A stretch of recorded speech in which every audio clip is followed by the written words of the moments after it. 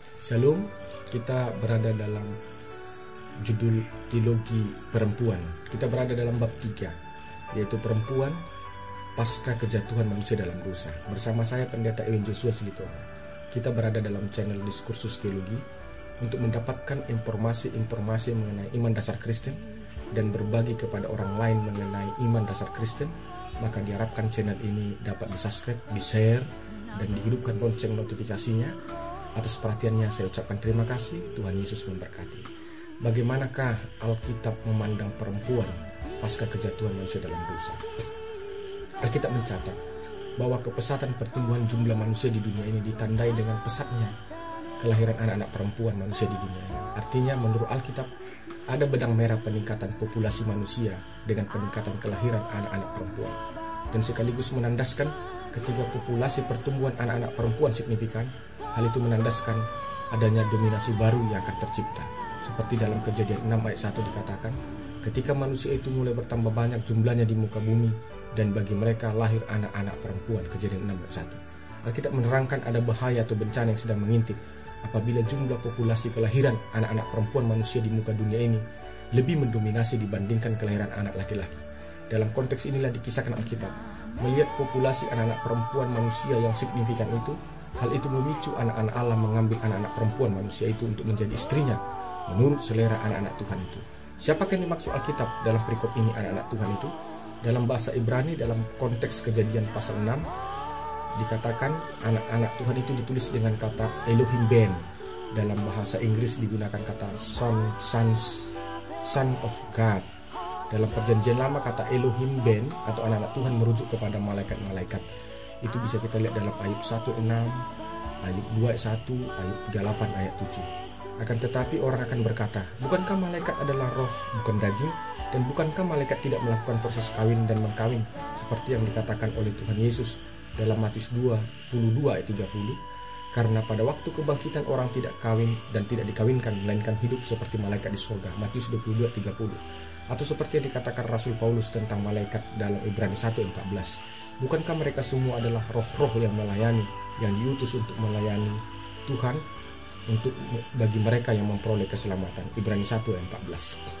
Malaikat dalam eksistensinya adalah roh, dan malaikat dalam eksistensinya tidak akan membutuhkan kawin dan mengkawinkan. Akan tetapi tidaklah dapat kita pungkiri fakta Alkitab lainnya yang menerangkan bahwa malaikat dapat berinteraksi dengan manusia, bukan dengan wujud eksistensinya, tetapi memakai wujud lain seperti manusia yang bersifat lahiriah atau jasmania.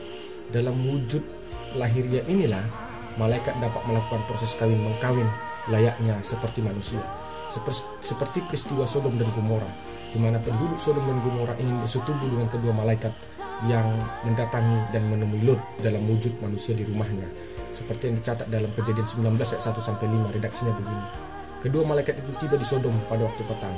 Lot sedang duduk di pintu gerbang Sodom, dan ketika melihat mereka, bangunlah ia menyongsong mereka lalu sujud sampai ke tanah mukanya serta berkata, Tuhan, silahkan singgah ke rumah hambamu ini.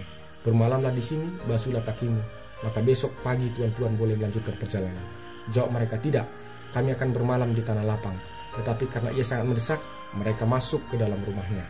Kemudian ia menyediakan makanan bagi mereka. Ia membakar roti yang tidak beragi, lalu mereka makan. Tetapi sebelum mereka tidur, orang-orang lelaki dari kota Sodom itu, dari yang muda sampai yang tua, bahkan seluruh kota tidak ada yang terkecuali datang menutup rumah itu. Mereka bersuruh kepada Lot, di mana orang-orang yang datang kepadamu malam ini?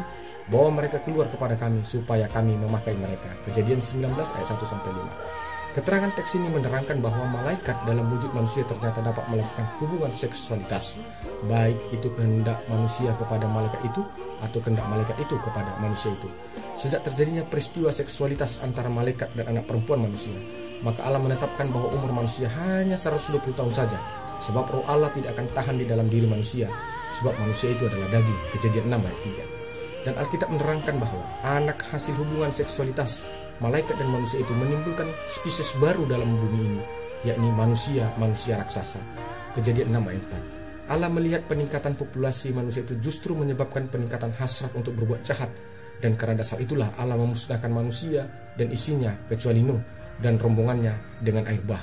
Kejadian 6 ayat 7-8. Jadi bagaimana pandangan Alkitab tentang perempuan pada masa pasca kejatuhan manusia dalam dosa? Alkitab menerangkan Anak-anak perempuan memiliki potensi yang menonjol, yaitu kecantikan, seperti yang diterangkan dalam Kejadian 6 ayat 2. Dan kecantikan anak perempuan manusia ini ternyata mampu menggoda para malaikat untuk melakukan kesalahan. Dan apabila anak perempuan manusia yang cantik itu mendominasi di dalam dunia ini dibandingkan anak laki-laki, maka potensi untuk kejahatan seksualitas akan terbuka lebar. Nah, dalam bagian atau bab ketiga ini tentang bagaimana Alkitab memandang perempuan pada pasca kejatuhan dalam dosa. Nah, Alkitab terus terang mengatakan bahwa apabila populasi anak perempuan lebih besar daripada populasi anak laki-laki, itu akan menciptakan bahaya. Kenapa bahaya? Ya seperti yang diterangkan teks ini dalam Kejadian pasal 6 ini, akan terjadi penyimpangan seksual. Bagaimana malaikat itu pun bisa tertarik pada kecantikan manusia. Masalahnya malaikat dalam melakukan hubungan seksual dengan anak perempuan manusia diciptakan Alkitab, mereka tidak memakai eksistensi yang sebagai roh, tapi mereka mengambil rupa daging atau menjelma seperti manusia. Oleh karena itu, keseimbangan antara laki-laki dan perempuan atau populasi laki-laki dan perempuan di dunia ini harus kita jaga. Jangan sampai ada yang timpang. Jangan sampai populasi perempuan lebih besar dan populasi laki-laki lebih kecil atau sebaliknya. Karena itu akan menciptakan satu potensi-potensi kejahatan-kejahatan baru yang akan lahir. Kiranya ini bisa mencerahkan kita, dan Tuhan Yesus memberkati.